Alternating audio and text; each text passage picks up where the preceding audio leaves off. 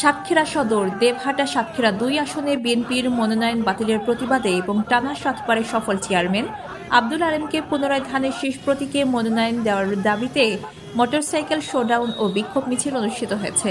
রবিবার সকাল 11:30টায় সাতক্ষীরা খুলনা মহাসড়কের বিনের পোতা বাজার সংলগ্ন এলাকা থেকে হাজারো মোটরসাইকেলের নেতাকর্মী ও সাধারণ মানুষ এ শোডাউনে অংশ নেন।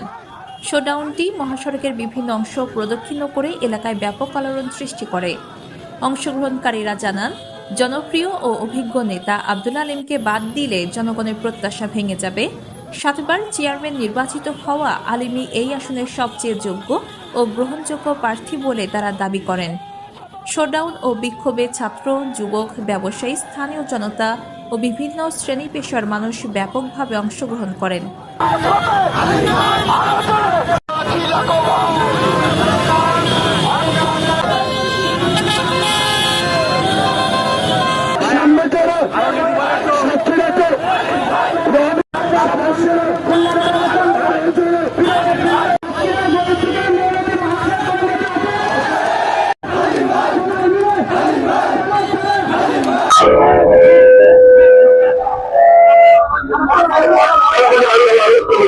সদর 2 আসনের ধানের শীষের নমিনেশনের দাবিতে জনাব আব্দুল আলিম চেয়ারম্যানের পক্ষে এখানে আমরা হাজার নেতা কর্মী সমাজ হয়েছি এবং মোটরসাইকেল শোডাউন করেছি।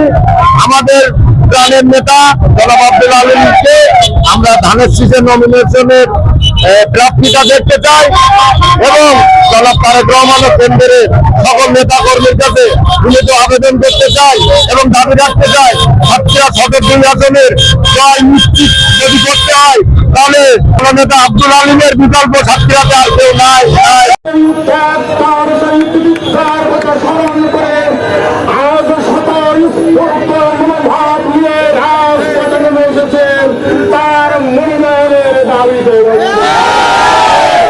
আজকের সাধারণ মানুষ মনে করেন যদি চেয়ারম্যান আব্দুল আলিম সাহেবের মতো একজন সৎ, নির্ভীক, যোগ্য নেতৃত্ব সাতক্ষীরা প্রতিষ্ঠিত হয় তাহলে কেন্দ্রীয় কমিটির সংসদ গঠনের সাতক্ষীরা সদর উপজেলা বিএনপি থেকে একটি সিট উপহার আমরা চাই।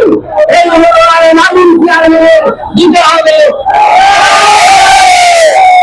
আবু জাফরের তথ্যচিত্রে সীমা আক্তার, চ্যানেল 21, সাতক্ষীরা।